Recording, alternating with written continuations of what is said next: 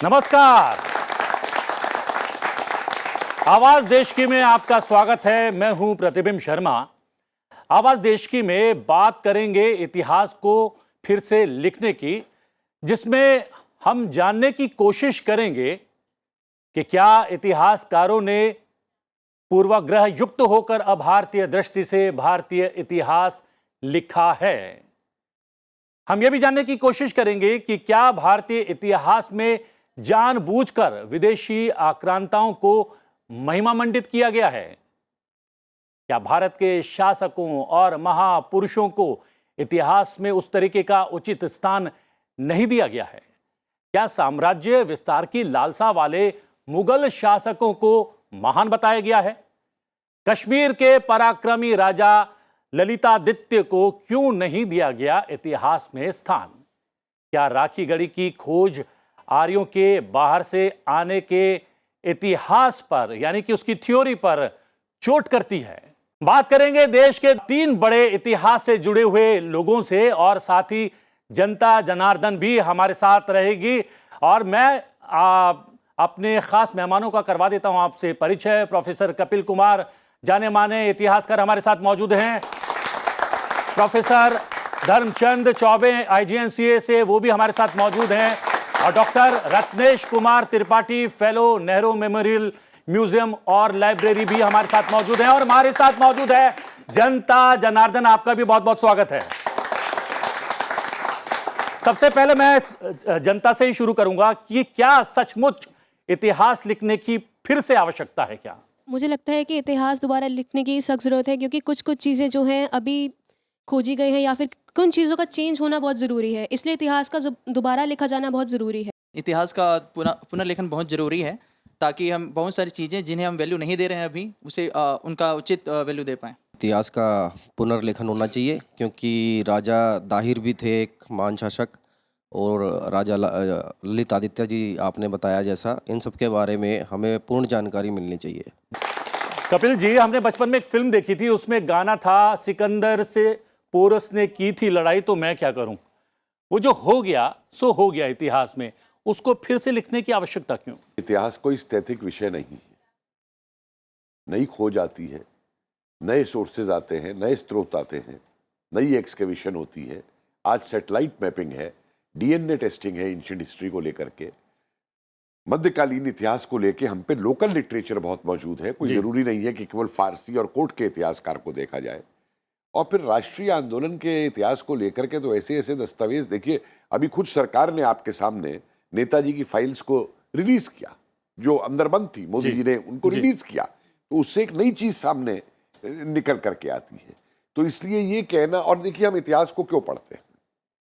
इतिहास जो है हमें ये बताता है कि आज हमारा वर्तमान क्या है, और वर्तमान और जो बीत गया है उसकी समीक्षा करके कि क्या उस काल में गलतियां हुई, क्या नहीं होनी चाहिए थी, क्या हमने तरक्की की, वो हमारी तरक्की क्यों खो गई, उसके क्या कारण थे, उसका एक एनालिसिस करके अगर हमें अपना भविष्य बनाना है जी। लेकिन एक बात यह भी है कि इतिहास के बारे में कहा जाता है कि ऐसा ही हुआ होगा, ये इतिहास है। जब ऐसा ही हुआ होगा, हम लोग पढ़ चुके हैं, तो फिर बदलाव या रद्दोबदल क्यों? ये कहना बहुत आसान है, पर हजारों साल पहले घटना किस प्रकार से घटित हुई होगी, और घटना घटित हुई तो उसके साक्ष्य हमारे पास कितने हैं।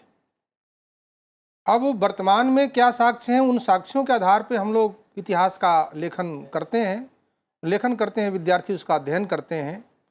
पर इतिहास के साक्ष्य और इतिहास की जो वास्तविक जो घटना अतीत में घटित हुई है, ये इसकार विदेशी इतिहासकार हैं, लेकिन एक बहुत ही सार्वभौमिक बात उन्होंने कही है कि अनंत इतिहास में जो घटना घटी है उसके लिए साक्ष्य हमारे पास उतने ही होते हैं जिस प्रकार से समुद्र पर एक विशाल हिमखंड तैरता है और उसका 10% भाग तो दिखता है और 90% जो भाग है वो नीचे होता है। भारतीय परंपरा में कहें तो इसको कबीरदास ने कहा कि लोचन अनंत उघाड़िया अनंत दिखावन हार, मतलब आप जितना अपने नेत्र को विस्तृत करेंगे, जितना तथ्यों को आप ढूंढेंगे, उतना ही उस घटना के ऊपर प्रकाश पड़ेगा। तो अतीत में जो घटना घटी है चूंकि तथ्य इतिहास अंततः व्याख्या है, तथ्यों की व्याख्या है, तो जिस प्रकार से तथ्यों की निर्मित होगी वैसी व्याख्या होगी, और व्याख्या के लेवल पे मुंडे मुंडे मतिर भिन्ना वाली बात आ जाती है। जिसकी जैसी मतलब मर्जी होती है वैसा उसी घटना का वर्णन कर देता। जैसे सिंधु घाटी सभ्यता में एक स्त्री है, तो उसके दोनों तरफ दो योद्धा हैं।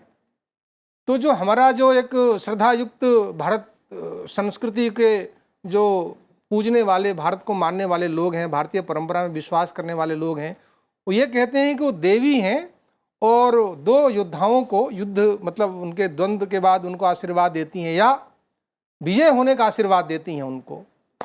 अब दूसरी धारा के जो इतिहासकार हैं, जो वामपंथी हैं, वो ये कहते हैं कि एक स्त्री है, दो योद्धा उसको अपनी अपनी ओर खींच रहे हैं उसको। तो व्याख्या के लेवल पे ये सारा डिस्टॉर्शन है।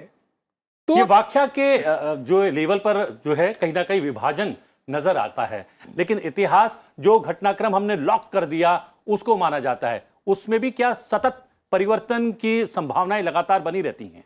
हाँ, बनी रहती हैं। मैं प्रारंभ करना चाहता हूँ, इस विषय को समझना आसान होगा कि इतिहास क्यों, जो भारत क्या है कि भारत का इतिहास भारतीय दृष्टिकोण से समझा ही नहीं गया, इसलिए सारी भ्रांतियाँ हमारे सामने आती हैं। अगर हम भारत के इतिहास की परिभाषाओं को देखें, जबकि हमारे पर आरोप लगता रहा कि भारत में इतिहास लेखन की परंपरा रही नहीं है, और ये बहुत सामान्य रूप से सब बोल देते हैं और अपने इतिहासकार भी इसको मान लेते हैं, ऐसा नहीं है। अगर आप अपने ग्रंथों में खोजेंगे तो 100 से अधिक परिभाषाएं मिलेंगी, और जो सबसे अच्छी परिभाषा जो इतिहास समझने की है वो पुराणों में आती है, धर्मार्थ काम मोक्षाणाम उपदेश समन्वितम इतिवृत्तम कथायुक्तम इतिहास प्रचक्षते।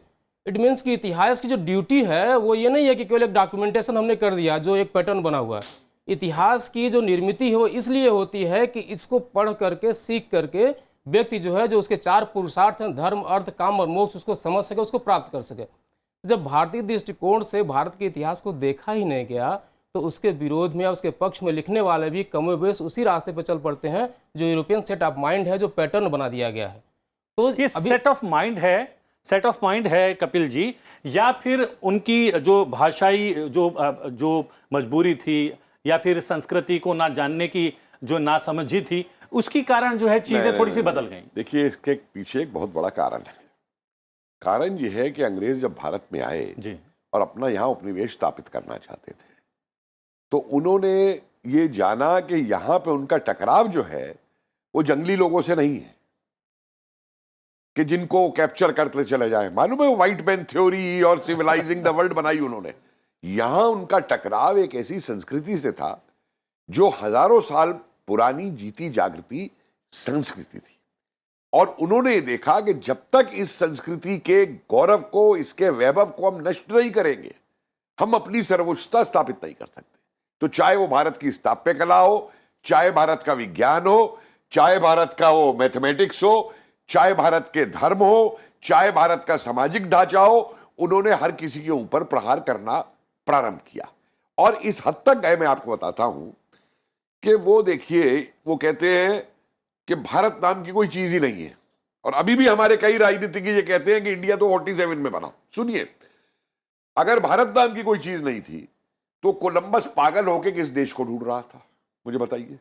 वास्को डी गामा जमोरिन का राज ढूंढने नहीं निकलेगा था, वो भारत आने का रास्ता ढूंढने निकला था, और उसने आगे वहां पे ये नहीं कहा कि मैं जमोरिन के राज में पहुंच गया, मैं भारत में पहुंचा। अरबों ने जो आक्रमण किए या जो आक्रांता इधर से आए, टर्की और इन सब देशों से, उन्होंने ये नहीं कहा कि हम चित्तौड़ जीतने जा रहे हैं या जयपुर जीतने जा रहे हैं, उन्होंने कहा हम हिंदुस्तान जीतने जा रहे हैं, हम गजवा हिंद करने जा रहे हैं, जो आज भी होता है। और आगे आ जाइए, अगर भारत नाम का कोई देश नहीं था, जैसे स्ट्रेची ने कहा जाकर के, और इन सब अंग्रेजों ने, तो भाई फिर आप 1947 तक अपने आप को ब्रिटिश इंडियन एम्पायर का राजा क्यों बताते थे? क्यों आपकी क्वीन कहती थी the most glittering diamond in the British crown is the British Indian empire? और इतने लोगों, मुझे हंसी आती है लोगों के ऊपर कि 47 में भी भारत के 2 पक्ष थे। ये जो रजवाड़े हैं ये देश नहीं थे, इनके लिए अंग्रेजों ने भी जो शब्द इस्तेमाल किया है, रियासतें इस्तेमाल किया है शब्द, नहीं तो ये भी तो इंडियन जी स्टेट्स इस्तेमाल किया है, जी। और ब्रिटिश इंडियन प्रोविंसेस किया है, और दोनों अंग्रेजी उसके अधीन है। तो ये कहना कि भारत नाम की चीज नहीं थी, नहीं तो हम लोग ही कहते हैं, हमारे यहाँ बहुत सारे इतिहासकार हैं, बहुत सारे प्रबुद्ध लोग हैं जो ये कहते हैं कि ये तो अलग अलग रियासतों में बटा हुआ एक खंड था। चलिए, बच्चों का भी क्या है सवाल? सर मेरा प्रश्न ये है कि निष्पक्ष इतिहास लेखन का सर फॉर्मूला क्या होगा, क्योंकि इतिहास की जो विषय है वो अपने आप में बहुत ऑब्जेक्टिव है। जो वर्तमान का जो इतिहास है हो सकता है किसी एक वर्ग के लिए लिखा होगा, हम ऐसा कैसे अश्योर कर सकते हैं कि जो आने वाला इतिहास हो वो बायसनेस से वो ना हो। बहुत बढ़िया। ऐसे में सर कोई निष्पक्ष और क्या भी चीज़ सवाल? है? चलिए मान लीजिए लिखना है, पर ये रिस्पॉन्सिबिलिटी किस पे आएगी? कौन लिखेगा दोबारा इतिहास? क्योंकि हमेशा से जब गवर्नमेंट, जो भी गवर्नमेंट रही है, उसने हिस्ट्री टेक्स्ट बुक्स के साथ हमेशा हंसते इंटरफेयर करने की कोशिश की है, चाहे वो भारत की खोज हो जो ऐड की गई थी 8th क्लास के सिलेबस में, या अभी जो सिलेबस में चेंजेस आए हैं हिस्ट्री के। तो अगर इतिहास लिखना है तो उसकी रिस्पॉन्सिबिलिटी कौन लेगा? सर मेरा क्वेश्चन ये है कि जो इतिहास होता है, जो इतिहासकार होते हैं, उसे गलत तरीके से इंटरप्रेटेट करते हैं, तो सर ये कहाँ तक सही है और इसे कैसे रोका जा सकता है? इतिहास लिखना कोई ये नहीं है कि इतिहास किसी पिंडारे में पड़ा हुआ है और उसको बाहर निकाल करके आपने इतिहास बता दिया। जी, इतिहास लिखना एक वैज्ञानिक प्रक्रिया है, ये स्रोतों के ऊपर आधारित है। पहला सवाल तो ये है कि जब बात आती है कि इतिहास कौन लिखेगा, इतिहास वो लिखेंगे जिनको इतिहास लिखने का क्राफ्ट आता है और उस प्रक्रिया से समझ करके अपनी जो निजी विचारधाराएं हैं उनको अलग रख करके चले। 3 तरीके से हमारा इतिहास नष्ट किया गया। एक तो अंग्रेजों का जो मैंने बताया आपको, दूसरा हमारे यहाँ मार्क्सवादी आ गए कि जो मार्क्स ने उपमाएं दी कि भारत का कोई इतिहास ही नहीं था 1853 में, और वो जो मार्क्स कहता था वो सारा अंग्रेजों के जो अफसरशाही थी ईस्ट इंडिया कंपनी की, वो जो लिखते थे उस पर आधारित था। क्यों कहता है भारत का कोई इतिहास ही नहीं है, भारत का इतिहास तो केवल आक्रांताओं का इतिहास है, भारत सवाल ये है भारत पे कौन राज करेगा। और फिर पता नहीं क्या क्या उपमाएं भारतीयों के लिए देता है कि ये इंसान होते हुए बंदर को पूछते हैं, गाय को पूछते हैं, मतलब बिना समझे हुए भारतीय संस्कृति। और आजादी के बाद में तीसरा ये हुआ कि साहब एक ही पार्टी ने देश को आजादी दिलाई, भूल गए कि हमारे क्रांतिकारियों का क्या योगदान था, आजाद हिंद फौज का क्या योगदान था, नेताजी का क्या योगदान था। मुझे एक बात बताइए, आज ये बच्चे यहां बैठे हैं, आज हम परमवीर चक्र देते हैं बेटा, महावीर चक्र देते हैं, किताबों में आपको मिल जाएगा कि विश्व युद्ध के अंदर विक्टोरिया क्रॉस मिला, आयरन क्रॉस मिला। आप में से किसी एक को मालूम है कि नेताजी ने 91 लोगों को तगमाए भारत, तगमाए बहादुरी, तगमाए शेरे जंग उनकी वीरताओं के लिए दिए थे जिन्होंने लड़ते हुए अंग्रेजों के साथ अपनी जान गंवाई थी। मौजूद था 91, मैंने नाम निकाले हैं, अभी किसी किताब के अंदर मौजूद नहीं। किसी किताब के अंदर आपकी ये आता है कि जब रानी झांसी रेजिमेंट बनी तो किस तरीके से सिंगापुर में 16 साल की बच्ची कहती है मैं रानी राजी से रेजिमेंट में जाऊंगी, घर वाले उसको ऊपर बंद कर देते हैं कमरे में, वो रात को 1 बजे कमरे से कूदती है नीचे और 1:30 बजे जाके रानी झांसी रेजिमेंट के टेंट पे खड़ी हो जाती है कैंप के बाहर कि मैं आई हूं इसको ज्वाइन करने। किसी किताब में लिखा है कि रानी झांसी रेजिमेंट की बच्ची जब ज्वाइन करने आती है तो उसके घर वाले आ जाते हैं उसे वापस लेने, वो कहती है नहीं जाऊंगी। और बहन कहती है कि तूने जेवर पहन रखे हैं हमारे हैं, वो उतार के दे देती है। वो कहती है तूने कपड़े जो पहन रखे हैं ये भी हमारे हैं, वो अंदर जाके कपड़े बदल के लाती है। और बड़ी बहन कहती है तू मर गई हमारे लिए, मैं तेरा आज श्राद्ध करूंगी इससे। वो कहती है हाँ मैं भी आज दोबारा जिंदा हुई हूं भारत माता को आजाद कराने के लिए। क्या ये विचार किसी किताब में आते हैं? और वो बच्ची फिर तिरंगा फहराते हुए बलिदान दे देती है। ऐसी बहुत सारी दास्तानें हैं जो सामने नहीं आई है। तो क्या आपको लगता है अब प्रोफेसर चौबे सही समय आ गया है फिर से इतिहास को लिखने का, जो काम तुरंत 15 अगस्त 1947 के बाद हमें करना चाहिए था? जी बिल्कुल, मैं सबके सामने एक बात मैं रखना चाह रहा हूँ कि विकास का जो चरण है उसको उन्होंने निर्धारित किया कि पहले नोमैडिक लाइफ है, उसके बाद विलेज लाइफ है, उसके बाद टाउनशिप है। इस प्रकार से विकास का चरण चलता है आगे। जबकि पुरानी सभ्यता, सिंधु घाटी सभ्यता को उन्होंने कहा कि अर्बन सभ्यता थी, अर्बन सिविलाइजेशन थी, और वैदिक जो सभ्यता थी वो ग्रामीण थी। भाई शहर विनष्ट हो गए और अचानक से इतने ढेर सारे गाँव में आ रहे रहने लगे, ये कौन सी बात है? एक ही क्षेत्र पर लेकिन उन्होंने तो आर्यों की भी एक अलग ही थ्योरी दे दी थी। नहीं, आर्य कहाँ से आए? आज तक से मैं बच्चों के सामने पूछता हूँ, किसी किताब में आप ये बताएं कि आर्य अगर बाहर से आए तो कहाँ से आए, और जहाँ से आए जिन्होंने दिया उसका प्रमाण क्या है? आज तक से न कोई किताब मिली है, न कोई पुरातात्विक अवशेष मिला है, तो कोई अभिलेख मिला है कि यार ये कहाँ से आए, जबकि तो इसके इस थ्योरी को देने के पीछे उद्देश्य क्या था? उद्देश्य ये था कि हमारा जब उन्होंने हमारी पुस्तकों को जब पढ़ना शुरू किया, जब 1794 में जो एशियाटिक सोसाइटी वगैरह जैसे संस्थान आ गए, विलियम जोन्स वगैरह ने शुरू किया, तो उन्होंने देखा कि दुनिया को श्रेष्ठ बनाने का जो सिद्धांत है वो तो भारतीयों का है, कृणंतो विश्वम आर्यम, उसी को उन्होंने व्हाइट मेन्स बर्डन, दुनिया का हम सभ्य बनाएंगे, हमारे जुमलों को लेकर के हमारे ऊपर उन्होंने थोप दिया। और इस प्रकार से यूरोप वाले पूछे कि भाई क्या करते हो भारत के अंदर, अरे बड़े कास्ट रिडन सोसाइटी है, रिलीजन रिडन सोसाइटी है, बड़े धार्मिक, बड़े पोंगा पंडित, उनको हमें सभ्य बनाना है।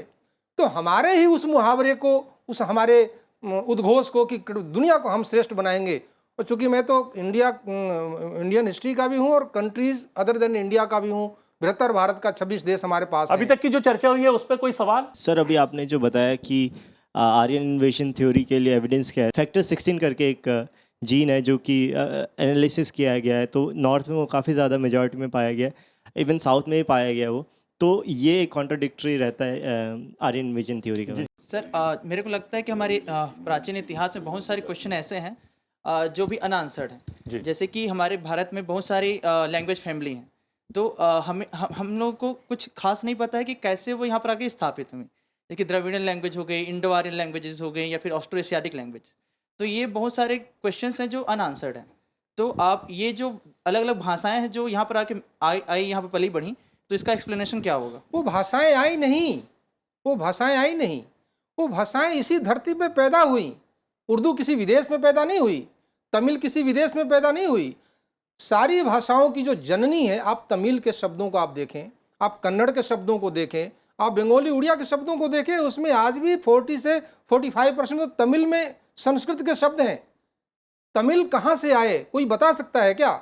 आर्य कहाँ से आए बताए ना, एक कोई विद्वान आए किसी किताब में लिख दे कि सेंट्रल एशिया में, तो सेंट्रल एशिया में कहाँ से आए? जबकि हमारे अभिलेख मिल रहे हैं इराक में, भारत के कई पीढ़ियों के शासन वंशजों के नाम मिल रहे हैं, जो खोतान, जो भारत अभिलेख की बात करें या साक्ष्यों की बात करें रत्नेश जी, तो अभी राखीगढ़ी की वहाँ पर काम चल रहा है, खुदाई में बहुत सारे अवशेष और साक्ष्य मिले हैं। तो क्या ऐसे अवशेष और साक्ष्यों के आधार पर भी हमें फिर से अपने इतिहास को दोबारा से लिखना होगा, या फिर ऐसे और साक्ष्य और चाहिए हमें? अगर हम आर्य को केंद्र में रखें तो दो हमारे पास साक्ष्य हैं, एक साहित्यिक स्रोत है और एक है पुरातात्विक। तो साहित्यिक स्रोतों में अगर देखा तो ऋग्वेद पहला ऐसा शास्त्र है जहाँ से आर्य की उत्पत्ति की जानकारी, यह आर्य शब्द की बात होती है, और लगभग अपने वेदों में 36 बार आर्य शब्द का प्रयोग हुआ है। और ये मनुष्यों के लिए भी हुआ है, ये बादल के लिए भी हुआ है, यानी कि प्रकृति के लिए भी हुआ, पुरुष के लिए भी हुआ, और उसका कहीं भी अर्थ किसी जाति या किसी धर्म या किसी रेस से नहीं है। तो पहला जो प्रमाण है ऋग्वेद, वहाँ पे किसी जाति धर्म से इसका वो नहीं है। दूसरा, एक प्रोफेसर लाल थे बीएचयू के, उन्होंने भी डीएनए टेस्ट किया था, और बाद में भी अभी राखीगढ़ी में हुआ। डीएनए टेस्ट में साफ साफ साबित होता है कि कहीं से भी कोई बाहर से नहीं आया है, सारी जीन्स सही है, इवन यहाँ की जीन्स बाहर गई है, इसके प्रमाण हमको मिलते हैं। तो साहित्यिक स्रोत हो या पुरातात्विक हो या जो वैज्ञानिक स्रोत हो, कहीं से भी ये आज प्रमाणित नहीं है या प्रमाण नहीं दे सकते आप कि आर्य कहीं बाहर से आए। बेसिकली आर्य कोई जाति या रेस नहीं थी, ये श्रेष्ठ होने का एक शब्द था जो जगह जगह प्रयोग किया गया। अगर एक उदाहरण लें हम, तो पंडित भगवत दत्त का नाम आता है। बेसिकली वो पाकिस्तान से बंटवारे के बाद भारत में आए। जब भारत का इतिहास भारतीय सरकार द्वारा लिखाया जा रहा था, तो उस समय तत्कालीन प्रधानमंत्री को उन्होंने पत्र लिखा डॉक्टर राजेंद्र प्रसाद जी को, और लिखा कि इतिहास गलत लिखा जा रहा है, कि इतिहास सही होना चाहिए। जब पत्र का जवाब नहीं मिलता, फिर दोबारा पत्र लिखते हैं, और उसके बाद तीसरी बार वो लिखते हैं कि अब मुझे लगा कि मुझे भारत का सही इतिहास लिखना चाहिए, क्योंकि गलत इतिहास लिखा जा रहा है, और बाकायदे वो कोट करते हैं। और उसके बाद फिर वो पुस्तक लिखते हैं भारतवर्ष का बृहत इतिहास। आज वो हमारे सिलेबस का पार्ट नहीं है। क्यों? क्योंकि हमने पिक एंड चूज किया है। हमको जो अच्छा लग रहा था वो हमने उठा लिया अपने लिए, और जो हमको काट सकता था उस इतिहास को हमारा पार्ट नहीं बनाया गया है। इसलिए इतिहास का पुनर्लेखन के साथ साथ इतिहास का संकलन ज़्यादा महत्वपूर्ण है, और सही तथ्य अगर साथ में आ जाएंगे तो जो अभी का जो इतिहास है जिसमें डिस्टॉर्शंस बहुत सारे हैं, वो अपने आप जो है वो ठीक हो जाएंगे। क्या जल्दी जल्दी ये पूछ लें कि क्या अगर सही इतिहास हम लोग नहीं जानते हैं, नहीं पढ़ते हैं, तो क्या भ्रम की स्थिति पैदा होती है? और जब भ्रम की स्थिति पैदा होती है तो क्या हमारा विकास या देश का विकास भी बाधित होता है? अगर यहाँ पे इंडियन हिस्ट्री से रिलेटेड बात हो रही है, तो मैं ये पूछना चाहता हूँ कि 8th और 9th में हमें हिस्ट्री सब्जेक्ट पढ़ाया जाता था, तो उसमें सर हमें मुगल्स ये सब के बारे में पढ़ाया जाता था, अकबर, बीरबल, तो सर हमें पृथ्वीराज चौहान, झांसी की रानी, इन सब के बारे में क्यों नहीं पढ़ाया गया? सर EH कार एक हिस्टोरियन है, उन्होंने कहा था कि एक शराबी जा रहा है, उसका कार एक्सीडेंट हो जाता है, तो 4 लोग उसकी अलग अलग व्याख्या करेंगे। तो इंडियन हिस्ट्री के बारे में कहें तो 4 धड़े हैं, वो अलग अलग हिस्ट्री की अपना व्याख्या करेंगे। उसी तरह देखा जाए तो सुमित सरकार हिस्टोरियन है, वो कहते हैं कि वो हिस्ट्री जो इंडिया में लिखी गई ऊपर से लिखी गई, नीचे तबके के बारे में हिस्ट्री नहीं लिखी गई। तो सर भारत में विविधताएं अधिक हैं और समस्याएं अधिक हैं, तो उनको किस तरह से लिखा जाए? अबुल फजल वो कहते हैं कि इतिहास लेखन पापों से मुक्ति दिलाता है, तो क्या ये सही है सर? देखिए, ऐसा है कि EH कार ने जिस जमाने में ये बात कही, उस समय इतिहास लेखन के स्रोत जो थे वो बहुत लिमिटेड थे। मैं आज एक सवाल पूछता हूँ, किसी पुराण को उठा के देखिए आप। एक SM अली की किताब है ज्योग्राफी ऑफ पुराण, कब पुराण लिखी गई, उनके अंदर जो नाम वर्णित हैं पूरे विश्व की ज्योग्राफी पुराणों में सामने रखी हुई, उन पर कोई सैटेलाइट नहीं। आज UN की बात करते हैं, ये सभ्यताएं हमको वो विश्व भ्रातृत्व दिखाना चाहती हैं। अरे वासुदेव कुटुंबकम हमने कब दिया था? जब ये सभ्यताएं पैदा भी नहीं हुई थी। सर्वधर्म संभाव हमने किस समय दिया था? जब ये पैदा। देखिए, एक आपने बहुत बढ़िया सवाल पूछा था टर्मिनोलॉजी को लेकर के। जी, हमारी जो टर्म्स है वो बदल दी गई। धर्म, रिलीजन बता दिया गया। क्या धर्म रिलीजन है? अरे धर्म तो बहुत विस्तृत वो है। अगर धर्म केवल रिलीजन होता, जिसे आप पंथ कहिए, संप्रदाय कहिए, तो पितृधर्म क्या है, राज धर्म क्या है, पुत्र धर्म क्या है? धर्म की कितनी बड़ी व्याख्या है हमारे समाज के अंदर। सेकुलरिज्म शब्द की उत्पत्ति से हुई कि राज्य का धर्म से विभाजन होगा। पोप जो है राज्य में इंटरफियर नहीं करेगा। भारत में क्या मतलब लगाया जाता है? क्या एक ही अंग्रेजी शब्द के 2 मतलब हो सकते हैं? पूरे लेकर के माइथोलॉजी एक वर्ड क्रिएट कर दिया गया। एक तरफ रामायण को ये सोर्सेज में लिस्ट करेंगे प्राचीन भारत का इतिहास जानने के लिए, ठीक है, दूसरी तरफ कहेंगे ये तो मिथक है, और फिर क्या करेंगे उसके आगे? एक चौपाई उसमें से उठा लेंगे, उत्ताड़न के अधिकारी के साथ देखिए दलित का क्या हाल था, और ये दूसरी नहीं उठाएंगे कि शबरी ने राम जी को बेर खिलाए, झूठे बेर। युधिष्ठिर का जो यक्ष का संवाद है, जो ये कहता है कि जाति जो है वो कर्म से, रातों रात अंग्रेजों ने 1861 के अंदर हमारे जो परंपरागत समुदाय थे, जो श्रम के ऊपर आधारित थे, माली, तेली, लोहार, बढ़ई, कुम्हार, ये कोई नीची जातियां नहीं थी। 1861 की सेंसस में इनको नीची जाति बता दिया गया, लोअर कास्ट इनके आगे रख दिया गया जी, हमारे समुदायों को परिवर्तित कर दिया। और उसका एक नतीजा वर्तमान से मैं आपको एग्जांपल देता हूं। आज अगर हमारा बच्चा बनारस में साड़ी बुनना सीखता है अपने परिवार के साथ में, तो आप उसे चाइल्ड लेबर कह देते हैं। या मिर्जापुर के अंदर अगर वो कारपेट बनाना सीखता है, उसे आप चाइल्ड लेबर कह देते हैं। तो आप पॉलिटेक्निक में फीस दीजिए जाकर के, हैं, वहां पे साड़ी बनना सीखेंगे आप, वहां पे कारपेट बनाना वो बच्चा सीखेगा, तो वो चाइल्ड लेबर नहीं है। हमारी जो अर्थव्यवस्था थी भारत की, ये तो मार्क्सवादी वो अपना क्या पटनायक पट्टायक ने के अंग्रेजों के ये साम्राज्यवाद फैलाने से पहले विश्व की 2 सभ्यताएं थी, भारत और चीन, संपन्न थी। जिस प्रश्न से हमने शुरू किया था उसका उत्तर क्या है कि क्या बदलना आवश्यक है इतिहास को? एक, और जो इतिहास जब बदला जाता है तो कहा जाता है कि किन्हीं विशेष वजह से इस इतिहास को खंडित किया जा रहा है, उसमें बदलाव किया जा रहा है। इस चुनौती से कैसे पार पाया जा सकता है? हमारी 2 जो सभ्यता की जो प्रारंभिक चरण है, वैदिक और सिंधु, ये दोनों एक ही सभ्यताएं हैं, एक ही स्थान पे विस्तृत हुई हैं, एक स्थान पे इनका उद्भव हुआ, एक ही टाइम पीरियड है, ये कहीं कोई बाहर से नहीं आया। ये ग्रामीण सभ्यता हमारी वैदिक थी, वैदिक के बाद शहरी सभ्यता सिंधु घाटी सभ्यता है, और उसके बाद वो सभ्यता ट्रांसमिट होती है, एक्सपेंड होती है पूरे भारतवर्ष के अंदर जी। तो हमें इतिहास लिखने की बहुत जरूरत है, क्योंकि सामान्य विद्यार्थी कहता है कि आर्य सभ्यता, वैदिक सभ्यता अलग है, सिंधु घाटी सभ्यता अलग है।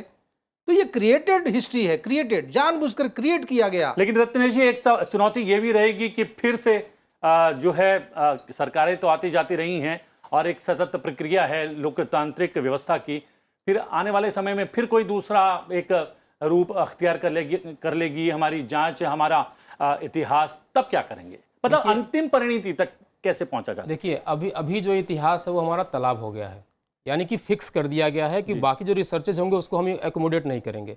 इतिहास सतत चलने वाली प्रक्रिया है, लगातार शोध होते रहेंगे और नए तथ्य आते रहेंगे। एक उदाहरण से मैं इस बात को समझाने का प्रयास करूंगा कि जब मोहनजोदाड़ो की खुदाई हुई तो 36 स्केलेटन मिले, उस पर कट्स के निशान थे। वहीं से मार्टिमर व्हीलर और बाकी लोगों ने क्या बता दिया कि एक कोई बाहर के लोग आए थे, इन्होंने उसको मारा और उसको क्या खोजा, उन्होंने आर्य शब्द खोज दिया, जबकि बाद में मालूम चला कि वो कट से हील हुए और वो लोग उसके मारने से नहीं मरे थे। और उस समय केवल 2 जगह खुदाई हुई थी, हड़प्पा और मोहनजोदाड़ो। आज अगर आप चौहद्दी देखेंगे तो वो आप अफगानिस्तान के सुतकाज इंडोर में चले जाइए, आलमगीरपुर मेरठ में आ जाइए, दैमाबाद महाराष्ट्र में आ जाइए और कश्मीर के मांडा तक जाइए। 5 लाख वर्ग किलोमीटर का लंबा पूरा परिक्षेत्र है सरस्वती सिंधु सभ्यता का।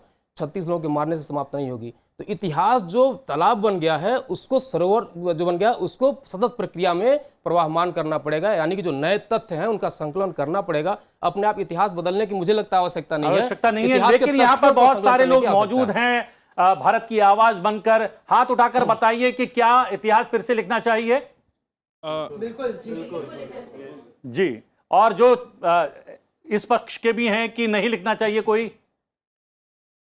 जी हाँ, यहां पर क्योंकि हम लोकतांत्रिक व्यवस्था में विश्वास रखते हैं, एक लोकतांत्रिक देश में रहते हैं, ज्यादातर स्टूडेंट्स यही कह रहे हैं कि हां, फिर से इतिहास लिखने की आवश्यकता है, क्योंकि अगर भ्रमित इतिहास के साथ हम आगे बढ़ेंगे तो हम एक विकसित देश के रूप में सामने नहीं आ पाएंगे। आप तीनों विशेषज्ञ इस कार्यक्रम में सम्मिलित हुए, बहुत सारे बिंदुओं पर प्रकाश डाला। आपका बहुत बहुत धन्यवाद और धन्यवाद आप सभी का। आवाज देश की में आज के लिए इतना ही। आवाज देश की में आपसे फिर भेंट होगी। फिलहाल मुझे आज्ञा दीजिए, लेकिन देखते रहिए संसद टीवी। नमस्कार।